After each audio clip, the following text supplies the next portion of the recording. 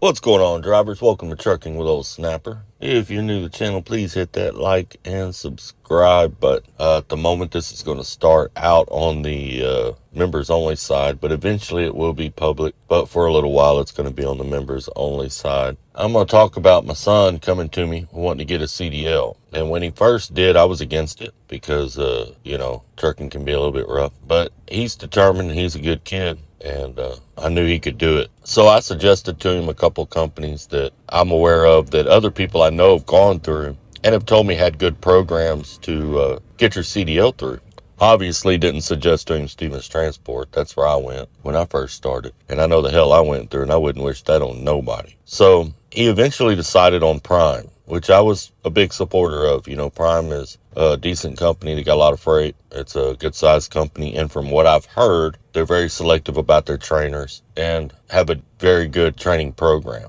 So when he first decided to go to Prime, it was like, all right, cool. That'd be a good spot to go to, all that kind of stuff. He worked hard, got his permit, went to Springfield, did all that stuff. And then he came home to wait for his trainer. And he was at the house about 2 weeks. And then he got a trainer. Trainer was coming through.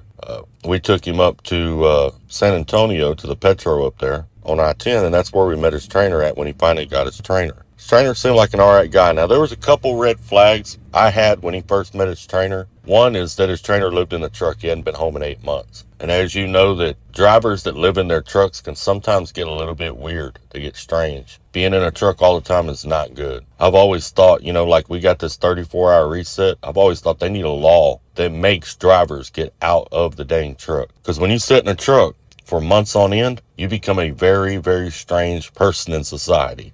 But anyhow, he seemed all right, so I kind of let that go. I just told my boy, I'm like, hey, guy's been in a truck a lot. He's probably going to be a little bit strange. Going to be some things you probably got to deal with. Everybody's got their quirks, And I told him, I said, there's going to be a little bit of bullshit. You're just going to have to deal with the bullshit a little bit, within reason. You got two grown men in a truck. You're going to have some tension sometimes. It's not always going to be gravy, and he's like, all right, cool. Yeah, I can do that. I'll do that. So he goes. I stay in contact with him, trying to keep up with him. Now, he was out about 2 weeks. And finally, he breaks down and tells me what's going on. He didn't want to tell me at first because he didn't want me to think he was just complaining or he wasn't putting enough effort, And to be honest with you, he put up with more than he should have put up with. He put up with more than I probably would have put up with. And I'm proud of him for that, but I wish he'd have got off that truck a little sooner. He did get off the truck, but let me tell you about what happened. First of all, in 2 weeks, his trainer had one shower. His trainer did not shower, didn't like showers. I don't know if he was scared of water. I don't know what the deal was. He said that most of the time when they stopped, his trainer just sat up front, staring out the window or playing on his phone. But he only showered one time. And a couple times they were at a terminal. You got free showers at the Prime terminals. Still did not shower, even with free showers there. So, his trainer may be going through depression, maybe having some issues there. Who knows? But for whatever the case is, you can't be a trainer and have two people in a truck if you don't like taking a shower. And that can get pretty nasty. And from what he told me, it did get pretty nasty. But here was the icing on the cake. Here's what actually made my boy say, you know what? This ain't going to work. I'm getting off of this truck and I'm done. He's going down the road one day and his trainer looks over at him and says, pull over. I just shit myself. Oh my God. And I was like, was he like panicking? Was he sick? He said, no, he was calm. I was like, oh, so it's like this is something he's done before. Like he's used to just letting it go on himself going down the road.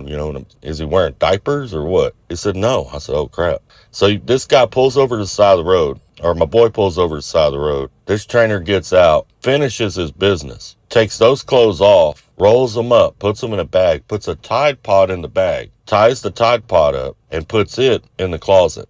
All right. Plans on washing it later. Now, the trainer gets back in the seat. They continue down the road. Here's what's crazy. They go by a truck stop just a few miles later. His trainer still did not go in and get a shower. They went another 3 days and his trainer still had not showered or washed those clothes that were in the closet. My boy was spraying his cologne around in the cab trying to keep the smell down. It was making him sick. Finally, on the third day, he said enough's enough. So he called Prime, said, look, I can't take this anymore. This is ridiculous. And he tells Prime what happened. Prime goes ahead and gets him off the truck. And he, of course, he paid his own way. He had to pay his own way home. But he came home to wait for another trainer. Now he's at a point where he doesn't know if he even wants to go back to doing that because of what he went through. And see, that's something these mega carriers don't think about. They'll have these kids come in and sign these $1,000 contracts that, on money they're going to owe if they don't finish their program and their obligation. Then they'll put them through this crap that they got to go through out on the road. And then if they quit, they're responsible for all the money that they signed on that loan, even though